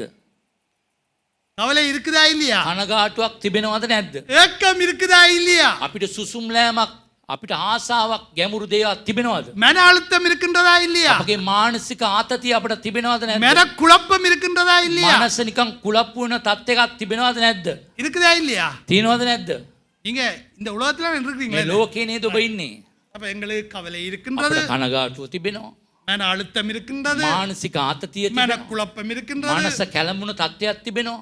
போராட்டங்கள் இதயத்திலே පොරබැදීම් போராட்டங்கள் තිබෙනවා. இருக்கின்றது. අදවතේ පොරබැදීම් Right. இப்போ තිබෙනවා. ஒரு கேள்வி. මං අහනවා ප්‍රශ්නයක්. ரைட். எங்கட பிரச்சனை අපගේ ප්‍රශ්නය, அல்லது எங்கட கவலை, අපගේ කනගාටුව, எங்கட மன அழுத்தம், අපගේ මානසික எங்களுடைய ආතතිය, மன போராட்டம், අපගේ මනස மன குழப்பம், කැළඹීම இவையெல்லாம் මේ හැම දෙයක්ම தேவையோடு சம்பந்தப்பட்டதா, ஆசையோடு சம்பந்தப்பட்டதா? අවශ්‍යතාවය සමග සම්බන්ධද නැත්නම් ආශාවත් එක්ක සම්බන්ධද? ரைட். இப்ப கேட்போம். අපි අහමු. 3 நேரம் சாப்பிட சாப்பாடு இல்லை என்று சொல்லவர்கள் இருக்கிறீங்களா? තුන් වේල මට කෑම නැහැ කියන අය ඉන්නවද? 3 நேரம் எங்களுக்கு சாப்பிட சாப்பாடே இல்லை என்று சொல்றார்கள் இருக்கிறீங்களா? තුන් වේල මට කෑම කන්නට කිසි දෙයක් නැහැ කියන අය ඉන්නවද? எங்களுக்கு உடுக்கிறதுக்கு மாற்று துணி இல்லை என்று சொல்றவர்கள் අපට இருக்கிறீங்களா? අඳින්න ඇඳුමක් නැහැ කියලා ඉන්නවද? ரைட். நாங்கள் இருக்கிறதுக்கு ஏதோ ஒரு இடம் இல்லை என்று சொல்றவர்கள் இருக்கிறீங்களா? ඉන්නට පොඩි අපිට තැනක් නැහැ කියලා කියනවද? ரைட். தேவனங்களை போஷிக்கிறேன். දැනස් අපි පෝෂණය කරනවා. போஷிக்கிறேன் இல்லையா? පෝෂණය කරනවද 3 නැද්ද? நேரம் போஷிக்கிறேன். තුන් වේලම පෝෂණය කරනවා. எங்களை உடுத்துவிக்கிறேன். අපි අන්දවනවා. நாங்கள் வாழ்றதுக்கு ஒரு சின்ன අපට இடமாதவர்களுக்கு ජීවත් වෙන්න පොඩි තැනක් තිබෙනවා. ரைட். அப்ப எங்கட தேவையெல்லாம் சந்திக்கப்படுகின்றதா අපගේ இல்லையா? අවශ්‍යතාවය මුණ ගැහෙනවද නැද්ද? ஆ? தேவையெல்லாம் சந்திக்கப்படுகின்றதா இல்லையா? අවශ්‍යතාවය මුණ ගැහෙනවද නැද්ද? ஆனா பிரச்சனை வந்து දැන් ප්‍රශ්නේ මොනවද? தேவையில்ல ஆசை. අවශ්‍යතාවය නෙමෙයි මේක තියෙන අපිට ආසාව. சாப்பாடு இல்லை என்றதுல பிரச்சனை, என்னத்தை சாப்பிடுறதுதான் பிரச்சனை. කෑම නැහැ කියන මේ ප්‍රශ්නේ මොනවද කන්නේ කියන එකයි ප්‍රශ්නේ. உடுப்பு இல்லை என்றதுல பிரச்சனை, என்னத்தை உடுக்கிறதுதான் பிரச்சனை. ඇඳුම නෙමේ ප්‍රශ්නේ මොනවද අඳින්න කියන එකයි ප්‍රශ්නේ. எங்களுக்கு இருக்கிறதுக்கு இடம் இல்லை என்று எப்படி எல்லாம் வீடுகள் இருக்க வேண்டும்ன்றதான் பிரச்சனை. අපිට ඉන්න තැනක් නෙමේ ප්‍රශ්නේ මොන වගේ තැන්වලද අපි ඉන්නට ඕනේ කියන එකයි ප්‍රශ්නේ. இன்றைக்கு எங்களுடைய மத்தியான சாப்பாடு අපගේ දවල් කෑම நல்ல ஒரு சோறும், හොඳ බතක් நல்ல கருவாட்டு சொதின்னு சொன்னது கருவாட்டு ஒதியா, කරෝල හොදි நல்ல ஒரு சம்பல். හොඳ පොල් සම්බෝලය. இதான் எங்களுடைய மத்தியான விருந்து. මේක තමයි මගේ දවල් ආහාරය. சாப்பாட்டு பிளேட்டை தூக்கியாச்சு. කෑම ප්ලේට් එක ඉස්සුවා. ஆண்டவரே, ස්වාමිනී நீங்கள் இந்த சாப்பாட்டை தந்ததுக்கு உங்களுக்கு மே- ரொம்ப நன்றி. කෑම දුන්න නිසා ස්තුතියි. உங்களுக்கு நன்றி ஆண்டவரே ඔබට ස්තුතියි. என்று சொல்லி நாங்கள் குழைச்சு பேக்கு கொண்டு போக ரெடி ஆகிறோம். අපි අනලා කටට ගන්නට රෙඩි වෙනවා. பக்கத்து வீட்டில இருந்து நல்ல ஒரு நாட்டுக்கோழி சமையலுடைய வாசனை வருகின்றது. අල්ලපු ගෙදර හොඳ කුකුල් මස් උයනවා ඒකේ සුවඳ අමනවා.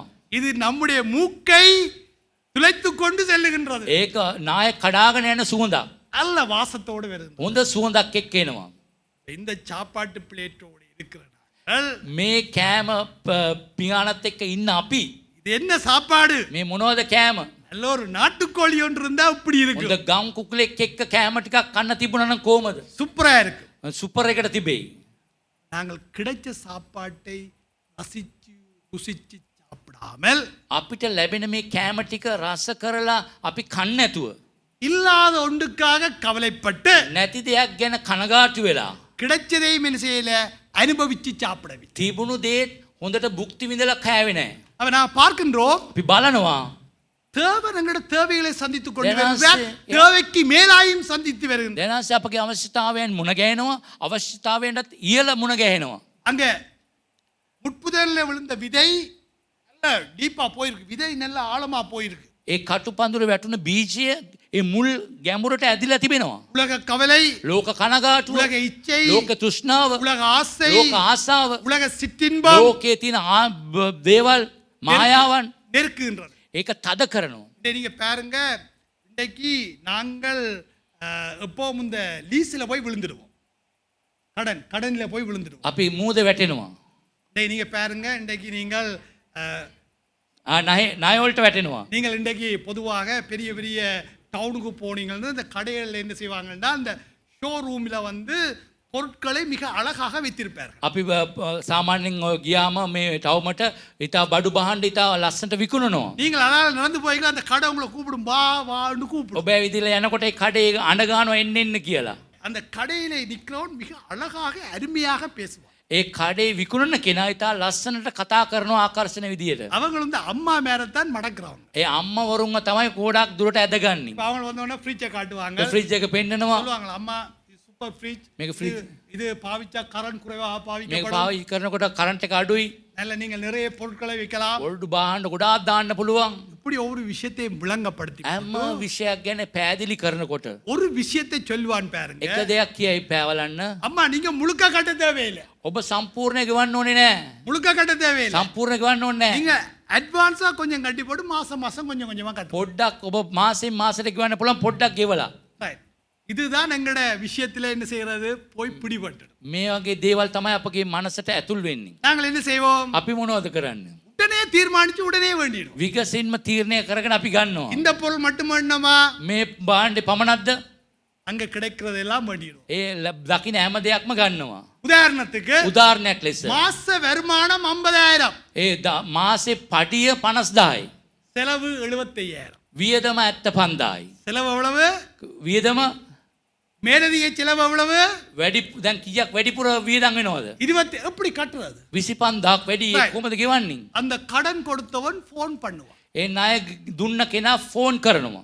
அம்மா சொல்லுவா நாளைக்கு வாரேன், අම්මා කියනවා එට එන්න කියලා. அவன் அடுத்த நாளும் போன் பண்ணுவான், ඊළඟ දවසෙත් කෝල් කරනවා. 2 நாளையில வாரேன். දවස් දෙකකින් එන්නම්. பேந்து போனுக்கு நாங்கள் என்ன செய்ய மாட்டோம், අපි ෆෝන් එකට මොකද? ஆன்சர் பண்ண மாட்டோம். අපි පිළිතුරු දෙන්නේ அவன் නැහැ. வீடு தேடி வருவான். ගෙදරට වාගෙන එනවා. வீட்டில இருந்து கொண்டு நாங்கள் சொல்லுவோம் என்ன, ගෙදර මොනවද வீட்டிலே කියන්නේ? ஆள் இல்லை. ගෙදර නෑ කට්ටිය. அப்ப ஒருவேளை சொல்ல போனால் இந்த கடன் தொல்லை வந்தது தேவையாலையா ஆசையாலையா? එහෙනම් මේ ණය ප්‍රශ්නේ ආවේ අපගේ අවශ්‍යතාවය නිසාද නැත්නම් ආසාව නිසාද? அப்ப ஒரு கிறிஸ்தவன் கற்றுக்கொள்ள வேண்டும் எங்களுடைய வருமானத்துக்குட்பட்ட வாழ்க்கை வாழ. එහෙනම් ක්‍රිස්තියානි කෙනෙක් ඉගෙන ගන්නට ඕනේ Tamanට ලැබෙන ඒ පඩියට ජීවත් වෙන්න. என்னென்ன? நாங்கள் கிறிஸ்தவர்களாகிய நாங்கள் இருக்கிறோம், கடனுக்கு மேல கடன் பட்டு கொண்டு ஆட்களை ஏமாற்றி கொண்டு நாங்கள் ஊரை விட்டு ஊரோடி நாங்கள் தெரியாமல் மறைஞ்சு வாழ்றது கிறிஸ்தவமா? අපි ණය අරගෙන අපි ඇංගිලා ගම අතෑරලා මේ ජීවිතයේ ක්‍රිස්තියානි ජීවිතයක්ද? இந்த நிலை வந்ததுக்கு காரணம் தேவையா ஆசையா? මේ தත්ත්වයට එන්නට හේතුව අවශ්‍යතාවයද නැත්නම් ආසාවද? கிறிஸ்தவன் செல்வந்தனாகவோ வசதியாகவோ வாழக்கூடாது இல்ல, அவன் தன்னுடைய வருமானத்தை கூட்டிக் கொள்ள வேண்டும். ක්‍රිස්තියානි කෙනෙක් හොඳ ධනවත් ලෙස ජීවත් වීම වැරද්දක් නොවේ. ඔහුගේ වර්ධනය වැඩි කරගන්නට ඕනේ.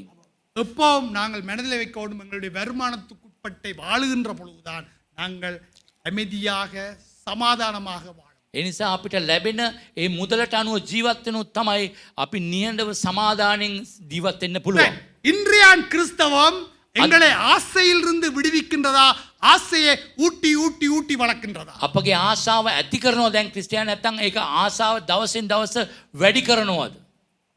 என்ன செய்யுது? මොනවද වෙන්නේ? ஆசையிலிருந்து எங்களை விடுவிக்கின்றதா, ஆசையை ஊட்டி ஊட்டி ஊட்டி வளர்க்கின்றதா? ආශාවෙන් අපි නිදහස් කරනවා නැත්නම් ආශාව දවසින් දවස වැඩි කරනවද? நான் சொல்லுகின்ற விஷயத்தை கவனியுங்கள். அதாவது நான் சொல்ற விஷயம், எங்களுடைய வருமானத்துக்குட்பட்ட வாழ்க்கை வாழ வேண்டும். வருமானத்தை கூட்டுவதற்கு நாங்கள் பிரயாசப்படலாம், முயற்சியலாம். ஆனால் வருமானத்துக்கு மேற்பட்ட செலவுகள் எங்களுடைய வாழ்க்கையில் வரும் என்றால் எங்களுடைய நிம்மதியே போய்விடும். අපිට එන මුදලට වඩා අපි වියදම වැඩි වුණොත් අපගේ නිදහස නැති වෙනවා. අපගේ එන වැඩිවීම තමයි වැඩි කරන්න ඕන අපිට. නැතුව නැත්නම් අපිට ලැබෙන දේෙන් අපි ජීවත් වෙන්න ඕනේ. அங்கே விளக்கம் சொல்லப்படுகின்றன, சத்தியத்தை அறிந்தார்கள், සත්‍යතාවය දැනගත්තා. வேதம் நன்றாக සුදු தெரியும், බයිබලය හොඳට දන්නවා. சத்தியத்திலே நல்ல ஆழமா போயிருக்கிறார்கள். සත්‍යතාවයේ ගැඹුරේ ගිහිල්ලා තිබෙනවා.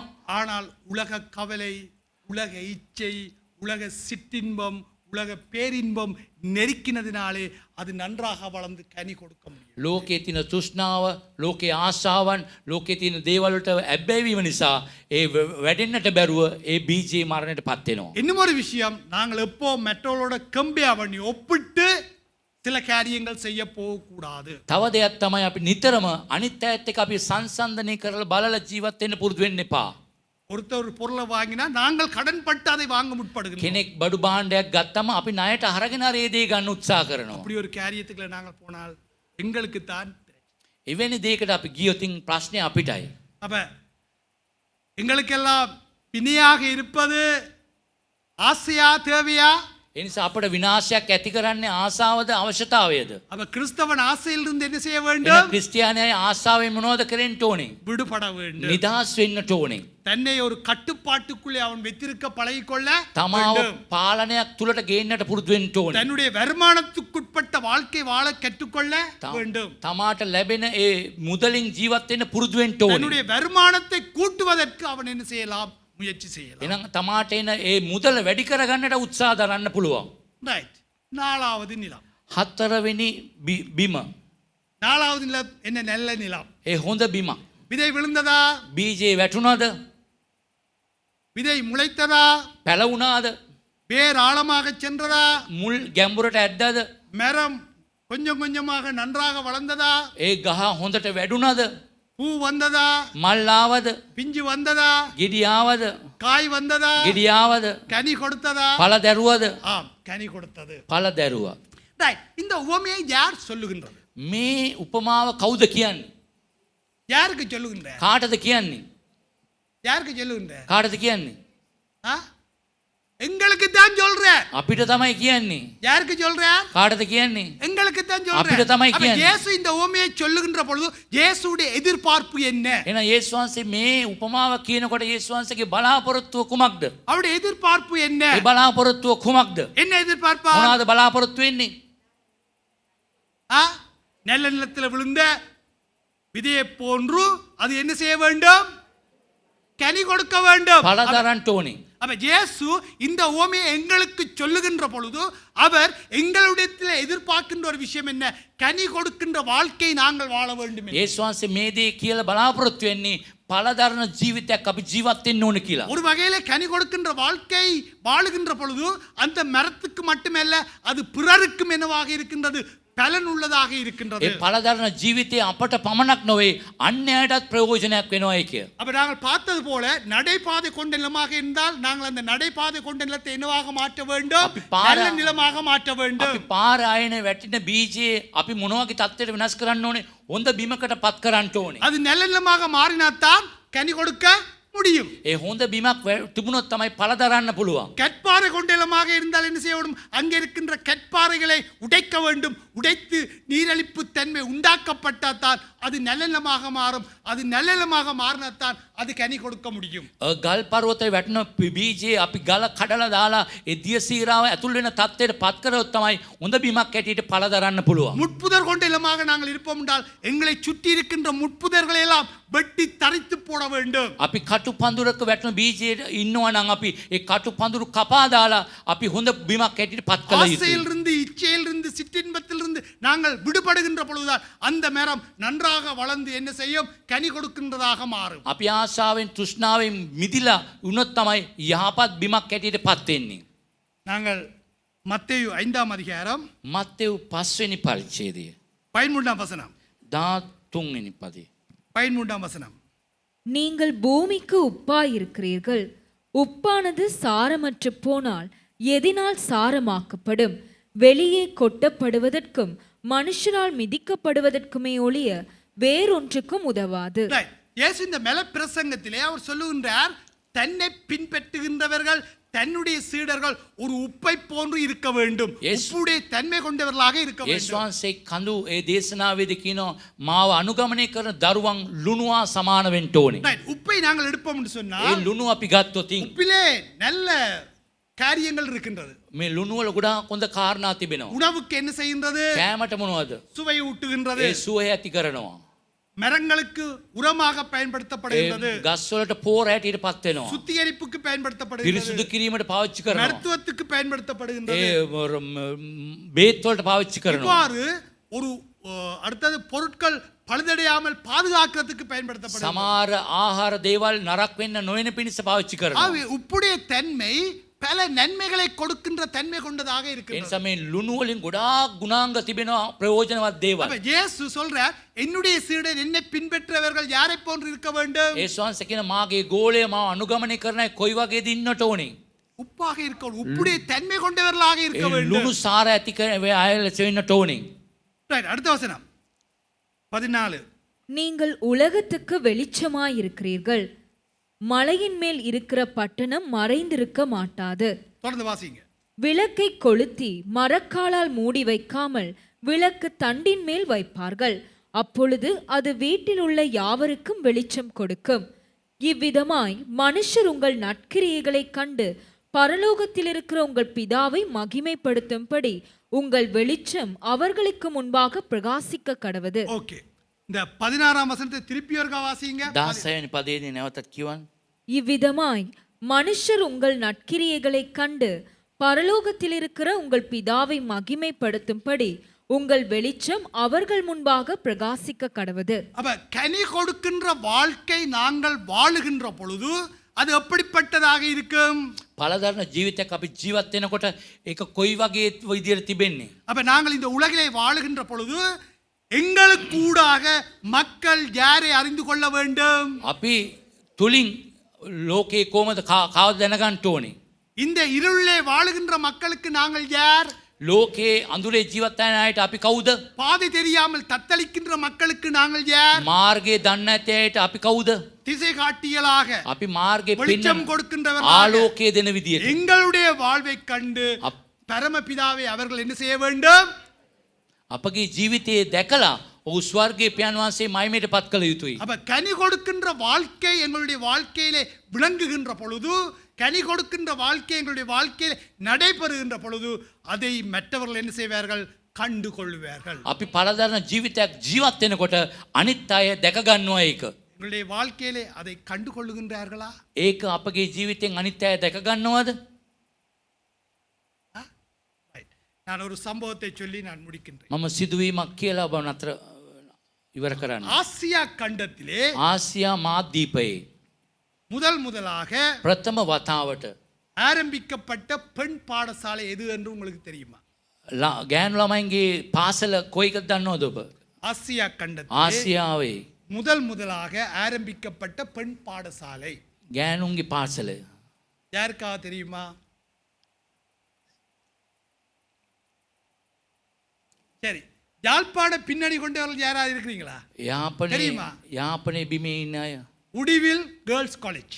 උඩිවිල් girls college. Right. Uduvil girls college தான் ஆசியா கண்டத்திலே முதலாக ஆரம்பிக்கப்பட்ட பெண் பாடசாலை. ආසියාවේ ප්‍රථම ඒ ගෑනු ඉස්කෝලයක් හැටියට පටන් ගත්තේ. இந்த பாடசாலையை ஸ்தாபித்தது யார் என்றால் அமெரிக்கா தேசத்திலிருந்து வந்த மிஷனரியாகிய திருமதி வின்சிலோ அவர்கள். වින්ස්ලෝ කියන කෙනා තමයි ස්ථාපිත කරේ ඒ පාසල.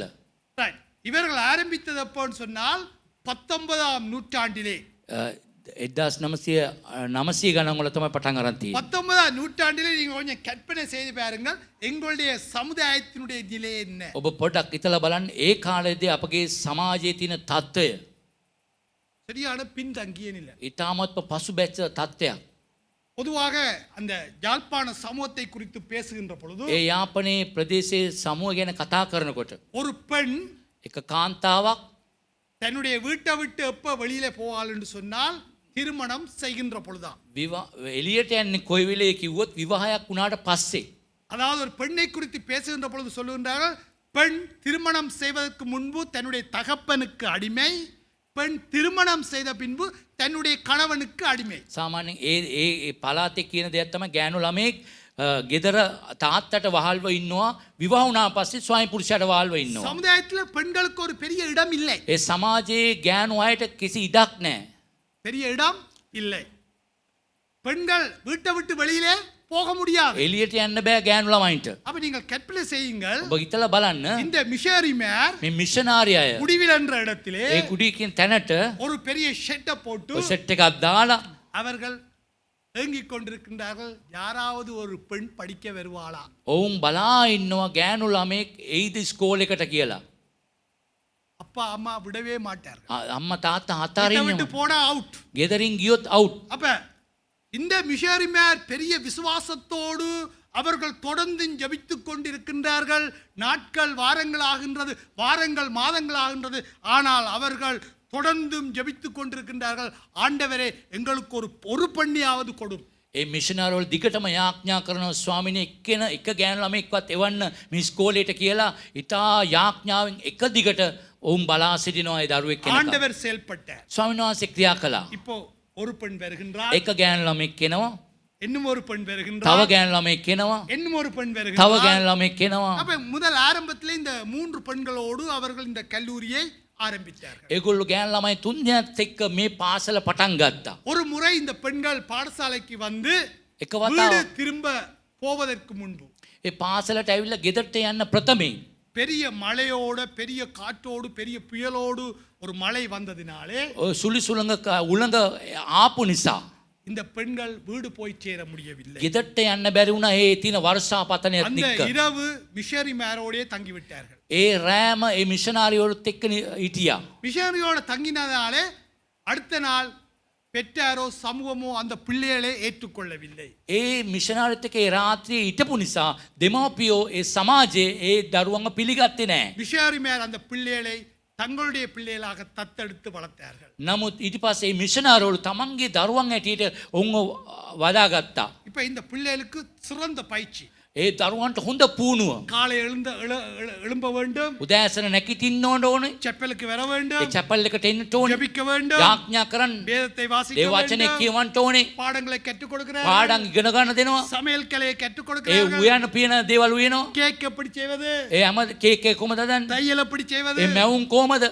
எல்லா பயிற்சி. හැම පුහුණුවක්ම முக்கியமாக විශේෂයෙන් அவர்கள் அங்கே கற்றுக் கொடுத்தது ஏனென்று சொன்னால் வேதத்தை வாசிப்பதற்கும் ஜெபிப்பதற்கும். ඒගොල්ලෝ දේ වචනේ කියවන්නටත් යාඥා කරන්නටත් හොඳට ඉගෙනුවා. இப்ப இந்த மிஷனரி மேலோட பெண்கள் வளருகின்ற பொழுது இந்த மிஷனரியுடைய இடத்தில் வளர்கிற பிள்ளைகளுக்கும் சமுதாயத்தில் இருக்கிற பொம்பளை பிள்ளைகளுக்கும் பெரிய வித்தியாசம். ඒ මිෂනාරි වල වැඩෙන දරුවන්ටයි සමාජෙන් ගෑනු දරුවන්ට ඇතුළේ ලොකු වෙනසක් ඇති වුණා. இப்பதான் சில பெற்றாருடைய கண்கள் திறக்கும். එතකොට තමයි සමහර දෙමව්පියන්ගේ ඇස් ඇරුණේ. இப்ப பெற்றார் யோசிக்கிறாங்க, எங்கட பிள்ளைகளையும் கொண்டு போய் என்ன செய்வோம், இந்த தேவப்பியம். இந்த கிறிஸ்தவ கல்லூரியிலே சேர்த்து விடுவோம். ඒ නිසා දෙමව්පියෝ තීරණය කරගත්ත මේ දරුවන් කෙරේ අපි ඒ මිෂනාරි වරුන්ට යවම ඒ දරුවන් ඉගෙන ගන්න කියලා. ஏண்டா இந்த மிஷனரி இடத்துல வளர்ற பிள்ளைகளுக்கு தான் என்ன தைக்க தெரியுது, ඒ මිෂනාරි වැඩෙන දරුවන්ට මහන්න දන්නවා. விதம் விதமா சமைக்க தெரியுது, විවිධාකාර උයන්න දන්නවා. நல்ல கேக் போட හොඳට தெரியுது, කේක් දාන්න දන්නවා. வேதத்தை සුදු வாசிக்கிறார்கள், බයිබලයේ කියවනවා. கணக்கு படிக்கிறார்கள். ඔහුගේ